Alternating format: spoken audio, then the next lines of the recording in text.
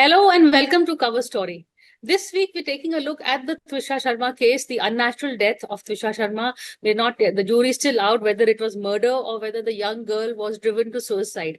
Either way, it is a crime in so many ways. As you well know, Twisha Sharma is a young girl who was married, and her body was found hanging on the terrace of a home in Bhopal. She'd been married for under 6 months, and of course, her family has alleged that she was harassed by her in-laws, especially her mother-in-law, and of course her husband also.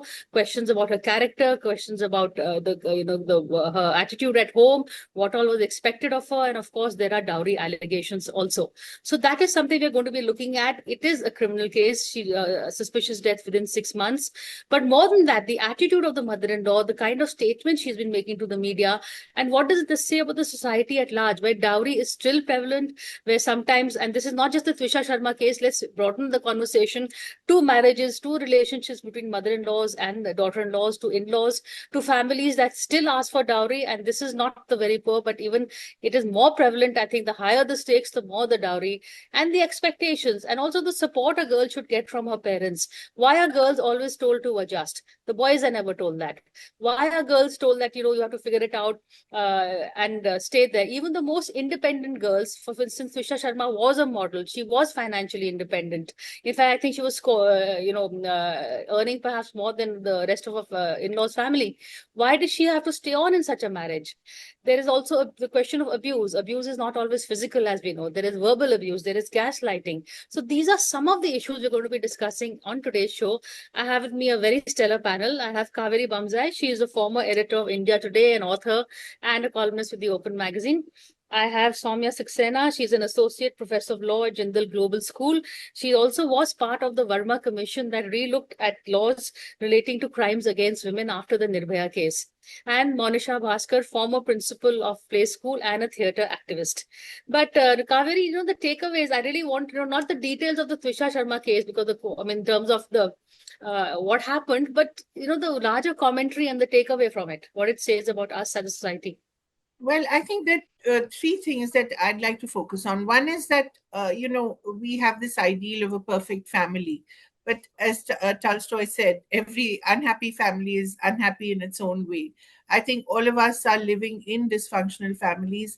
Increasingly, the expectations we had from a family are being shattered, are broken, and we're not able to find a new balance. The whole idea of what is the family? Is it the nuclear family, the joint family?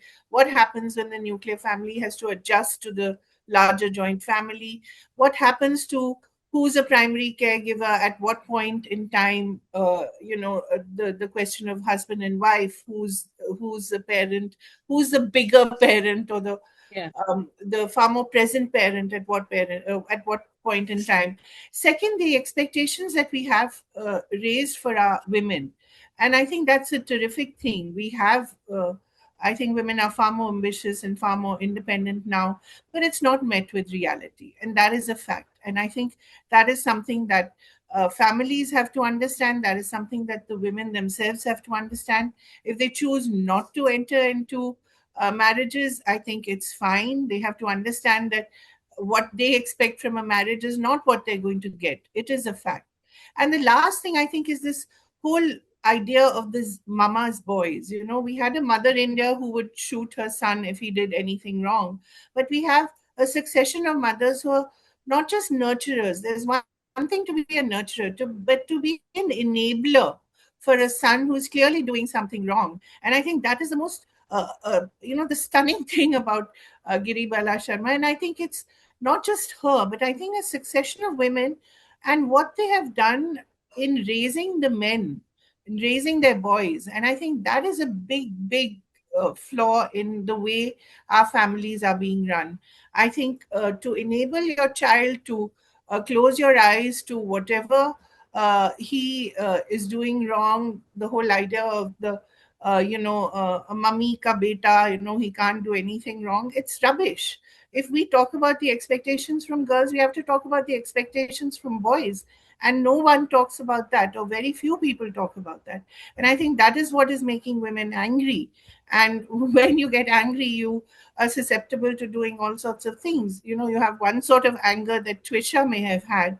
You have Hmm. another sort of anger which is criminal, which Giribala seems to have.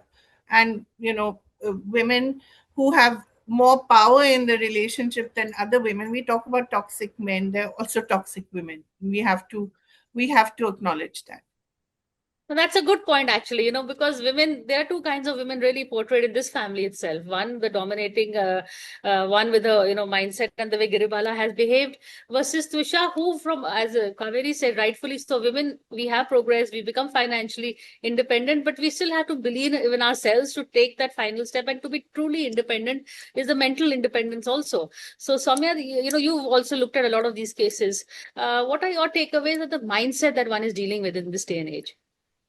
So I'm very disturbed by the fact, Priya, that we've not actually we think of ourselves as a society that's some moving towards some sort of liberalism or towards values that are more sort of equitable, but we are not. I was reminded of the Mathura rape case, and back in the 70s, courts were making observations like, oh, was she habituated to sexual intercourse? If she was, then has she really been raped? There were questions raised about all through legal history. We see questions raised about past relationships of women. In this case, we have somebody, a mother-in-law, who's inquiring into whether she was mentally stable.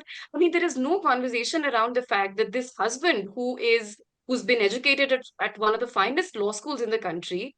I mean, what about his mental health? The kind of things he was saying to his wife, that also doesn't seem to be something that a normal, educated, respectable man would do. So in a sense, our focus, we're unable to refocus from what our expectations about women are.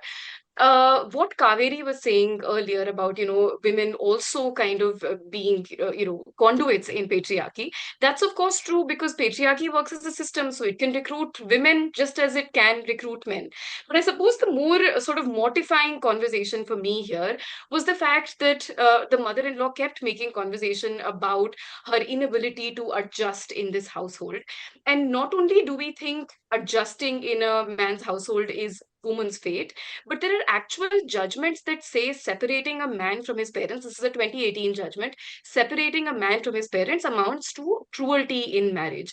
Now, we really have to think about the fact that actually separating a woman from her parents amounts to death.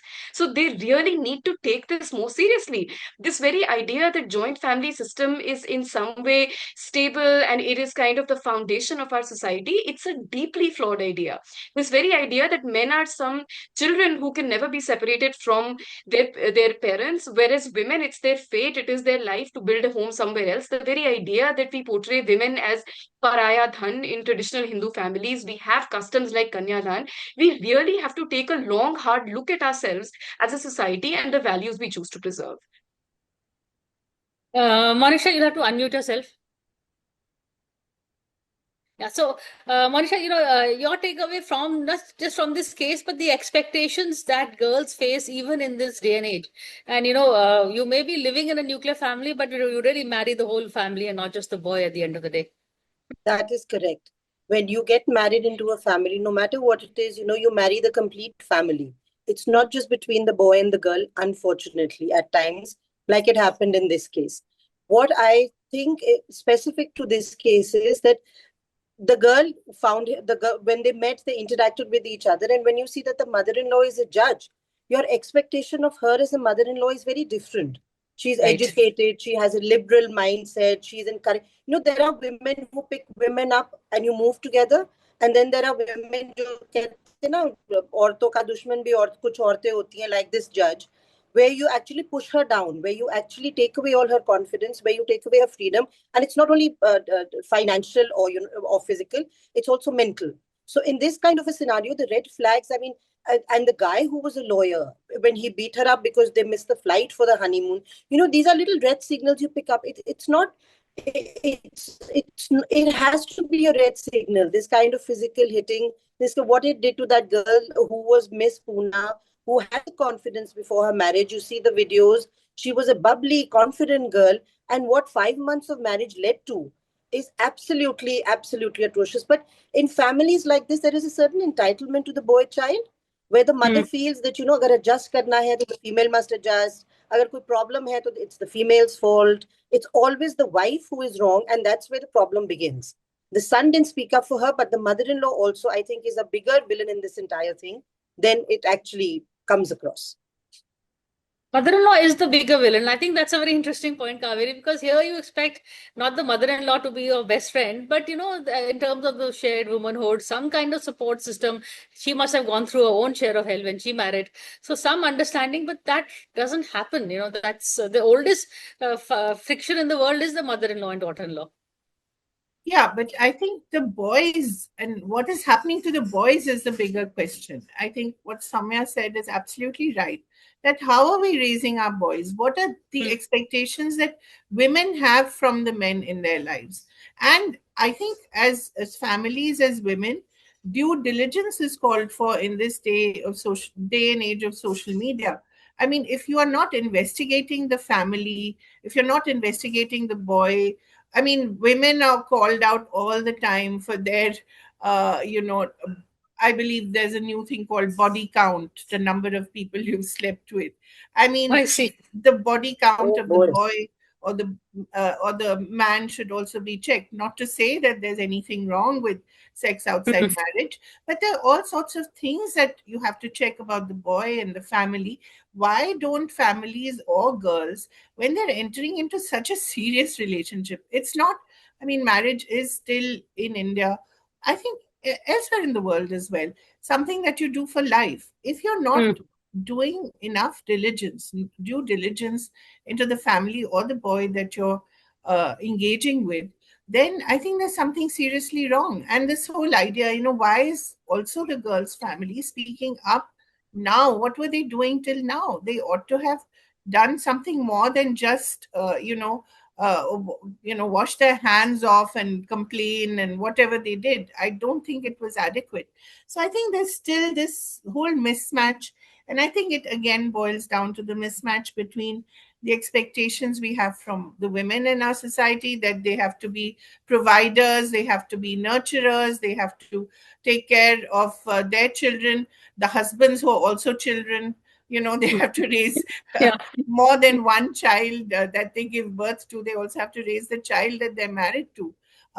These are deeply troubling things, and they do exist in our country. What Soumya said was very interesting. This idea of separating a man from his parents is cruelty. Why? Because we are raising a generation of man children, and where will it stop? And the women who are not girl children, who are they going to marry? Who are they going to enter into relationships? What does it do to the quality of the family and the children that they will raise? These Correct. are things that are just out there, and we have to consider what's going to happen to the society that we're living in. No, Correct. absolutely. If In I can fact, say something, yeah. because little boys are always raised as the Raja Baba, the Raja Yeah, Beta. the Raja Whoever Beta. grows up, no matter, he's always the Raja Babu or the Raja Beta. And the Ah. girl from a very young age is told that, you have to be a nurturer. Chote bhai behan ho, to you can be the elder one is like the mother. So that girl throughout the entire, tum adjust karo, you be the giver, and the boy is told you be the taker. So the Right. mismatch happens starts from a very young age. Instead of, they have to not change that and tell the boys that it's a give and take. It's not just a take all the time. In fact, it's That's Monisha, it's interesting what you said, because when I teach my class in gender, very often one of the things that I ask them is that how many of you at your homes have heard the phrase women mature faster than boys, girls mature faster than boys? And invariably, the students have heard this. They've heard this growing up, and they think of it as some sort of a biological explanation for why maybe women mature faster. They think about things like, oh, is it linked with puberty? And when that happens for men and women, it's not got to do anything with any of those things. It's basically got to do with socialization.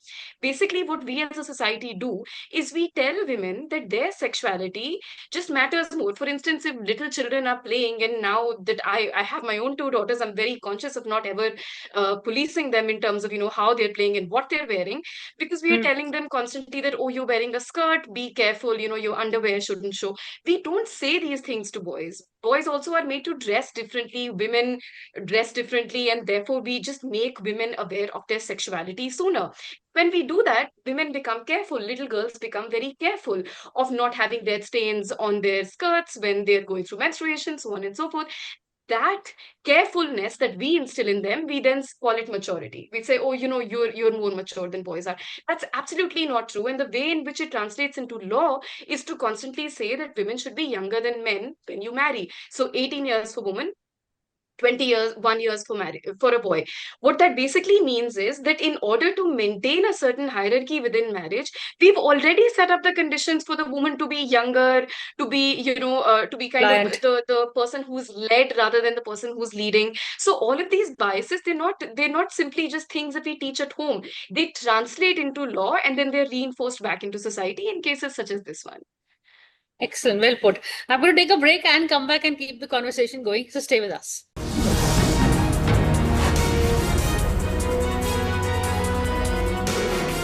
Hello and welcome back to the Cover Story. This week we're taking a look at the learnings really from Tisha Sharma's unnatural death and what it says about the family unit as a whole.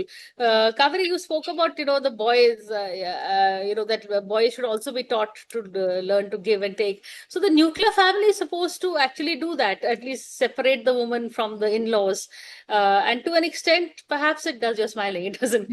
But the insinuations that come, in the woman's character, the woman's, the kind of gaslighting that takes place. Yeah. And I think, Priya, we talk a lot about the anger in men. We see it on the streets, we see it in pubs, we see it in schools, we see a lot of rage among boys. We're not talking about the anger of women, and it's a silent, seething anger. And my fear is that one of these days it's going to boil over and we're going to see these nuclear families or joint families, they're going to explode. This gaslighting is not going to continue forever, and women are not going to accept it forever. There are ways that they will try to beat it, whether they will engage in, not engage with marriage, or whether they will not engage with parenthood. I see a lot of young people declaring that they don't want either. These are going to be questions that we have to look at. And as a society, if we talk about a sick economy, but we are also a sick society. And if we don't address those ills, we're also in danger of losing some of these freedoms that all the women before us have fought so hard to get. Look at what is happening in America. They are losing so many of their freedoms. Do we want a situation where the men in our lives are going to decide, or some women, in fact, will decide that women have too much freedom, too much liberty, and it's not good for the family, it's not good for society? We already have organizations like the RSS which are talking about the whole idea of the family, and the man has to be the provider and the woman has to take care of the family at home because it's a social contract. Now, will these ideas become more prevalent? What is going to happen then to the women that we've raised to be independent and to be demanding of much more in life than they've got or their mothers have got? In fact, what is very interesting, Kaveri, we have a show called We Women Want, where all of you in fact come on it. We did a show session with the young graduates, young girls, a town hall sort of a thing, and I asked them what are your priorities. And apart from that, a lot of them said that when we get married, we want to also we want to be financially independent. Everybody said that. Second thing, they said we want to look after our mothers. Why should the girl be having to look after the in-laws? Who will look after my mother? So they were very clear. My mother is as important, or maybe more important, because I will look after her. Who else will? So that's also Absolutely. now coming This on the is table. this is the new idea of taking of who is the provider. Who's the main provider in the family? Who is the main caregiver? And at what stage does the woman do what and the man do what? There may be a stage in the family's life where the man has to be the primary caregiver. There may be a stage when the woman has to be and then she has to also deal with growing children, aging parents. There's so many issues. Why does the woman alone have to do that? Yeah, but having said that, when this conversation happened, we were shooting in office, so all our video journalists, the cameramen they told me their side of the story. They say, our wives earn, but they're very clear. What you earn is for the house, or jo hum earn karte, wo hamara hai. That is for our shopping or our this thing. You think that is also never in the common kitty. But Soumya, the interrogation of the mother in Garibala Singh to her, Twisha, who all did you go out with? Did you have affairs before marriage? Will you have affairs after marriage? This is not a conversation for a mother-in-law and daughter-in-law. It's, between the two, between the couple, whatever they want to discuss. These conversations, unfortunately, are more the norm rather than an exception. Yeah, Priya, in fact, this is an important question because this case in particular has bust so many myths. There was this myth around the fact that if you've married through an app, it's a love marriage and you knew what you were getting into, and therefore you'll be safer. There's a myth around the fact that if you have a working mother-in-law, somehow your life might be simpler because she's also, fought for her right to work in her generation. So she'd make life, if anything, easier for you. That myth has been burst. The fact that if you get a great education, you would somehow become a person who believes in equality, that myth also we've. So this really is an important case because it shows you A, how resilient patriarchy is, and B, how the way in which it can actually deploy men and women in its project, because there is so much conversation, like Kaveri was also talking about this idea of this pristine, beautiful family that should not be disturbed. Actually, statistically, I think we all should really think about this, and this might even be a controversial thing to say, but the rate of divorce in a country is actually directly proportional to how equal their laws might be. So it might look like women, when they are in a position to get divorced and exit families, it shows that these societies allow for them to live independently, to have independent careers, to raise children in a way that they're not completely reliant only on family networks. So in one sense, this should really make us rethink A, what we value in a family, and B, it should make us rethink the way in which stereotypes function, and they tend to tell us that if you've done these things or if it's a love marriage, you're somehow better protected. The last point I want to make just very quickly is about, what your camera people said, that, they Yeah. contribute for their own income and we don't, that's actually not true for the majority of, statistically not true, because there was a study on how majority, when an income of a family increases, women tend to opt out of the political economy of labor because they're told that ab zarurat nahi hai, you don't need to work anymore. So it's their jobs which will be lost if the income of the family increases. Second, when women earn, and this is true pan India, like this is like even rural India, and their income is more likely to be spent towards household items like fridge and like getting a new stove and things like that. Whereas men's income will go into entertainment, like, getting a new television set, so which women may or may not even have access to in a household because they're so consumed by household responsibilities. So the way in which income gets distributed, I mean, who's buying clothes for the kids, in what ways, I mean, men think they're paying for the school fees and that's enough. But actually, there is a lot of this other expense that comes with raising children that women are invisibly footing, and also the labor they're putting into the marriage is not being paid for. So the amount they're invested in school meetings, doctor's appointments, getting the kids dressed, raising them on a day-to-day basis, they're not getting paid for. So maybe the money that they have for themselves should be only exclusively for them. I think the other point they made, not that I'm ready, is also very interesting. They said whenever our sister comes, the wife is not very excited, or the khana is not made. But whenever the girl sister comes, then chicken is being, she suddenly there's a lot more care being taken to her family visitors When rather his than my sister comes, family he should visitors. make the chicken. When her sister comes, she'll cook. But when I his sister is coming, he I should cook. think they need to go for couples therapy. Really, but it's interesting to get their point of view also, because Yeah, of as course. not all women and not all men are the same. But Monisha, the stereotyping, in fact, yeah, that's the question. A lot of it, you watch a lot of movies, I know. So the stereotyping that happens from Bollywood, from serials and OTT, how is that? Are women now being projected in a more positive light, or is it that वो सास बहू का drama भी बहुत चलता है? सास बहू का ड्रामा तो चलता है, और with the kind of society we've got, वो चलता रहेगा. But on a serious note, Priya, I feel that, parents of daughters must sit them down at a certain age and tell them that firstly, शादी yes होना चाहिए, जन्म जन्मांतर का, पूरे life का, it should be your goal. But if it doesn't happen, beta, it is okay for you to end that and walk out. We are there for you. Yes. Secondly, girls who are earning, who are bright, who have the money, should plan a little better. In certain families, they don't have the finance to take you back. Parents are not in that position to offer you a home to come back to immediately, maybe. So at that point in time, you must save in when you start earning, you must save and be prepared. The way a squirrel puts in her little nuts for a rainy day, you keep that. Not that I'm saying things will, go wrong, but you must be prepared for something like that. And lastly, I feel that girls, when they meet, whatever app you meet through, or whoever chachi tai makes you meet or neighbor makes you meet, you must talk freely.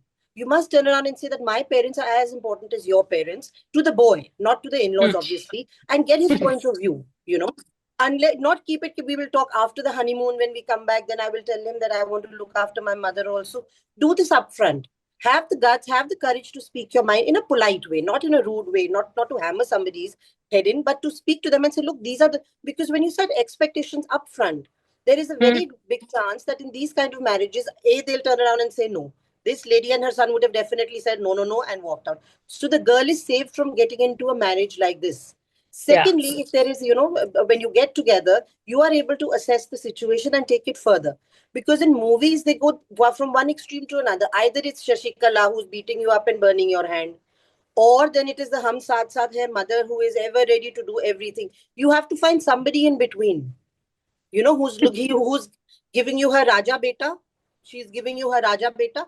So you have to, be a little more upfront and open, and which is what the girls must be encouraged to do.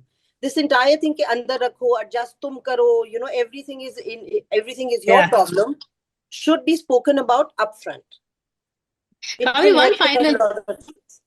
It will.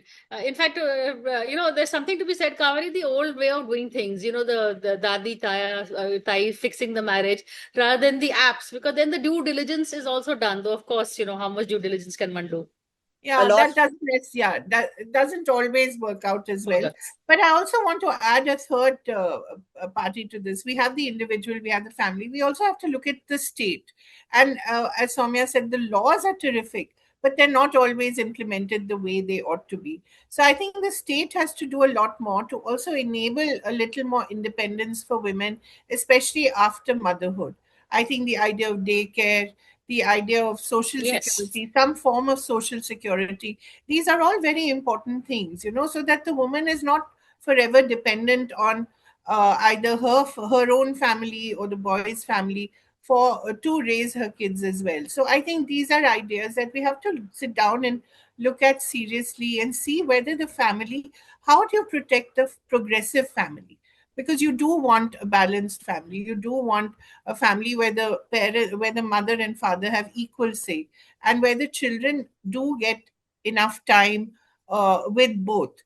Now, that can only happen if you provide a sort of community help, because the old community is gone. I think, the friends and family, increasingly friends, can also not be relied upon. So you have to find a new community, and for that, the state has to step in. Very good point. In fact, just to end, I had a conversation with Renuka Chaudhary on the women's reservation bill, and she said the first thing, instead of just paying lip service and increasing the number of seats, why don't you get a creche in Parliament, for a daycare? Because so many more women are coming. Where will, And how many corporates actually do keep creches? Although it's illegal if they don't, after a certain number of women on the staff. But how many do? How many don't give adequate maternity leave? How many deny paternity leave? These are things that we have to look at. We have great laws, but they have to be implemented properly. Soumya, your next commission of inquiry will be that. Please do the groundwork. But on that note, thank you so much, all of you. This is a really much needed conversation, and not the first of many. I'm sure we'll have a whole lot more, but thank you for this. Thank you very much.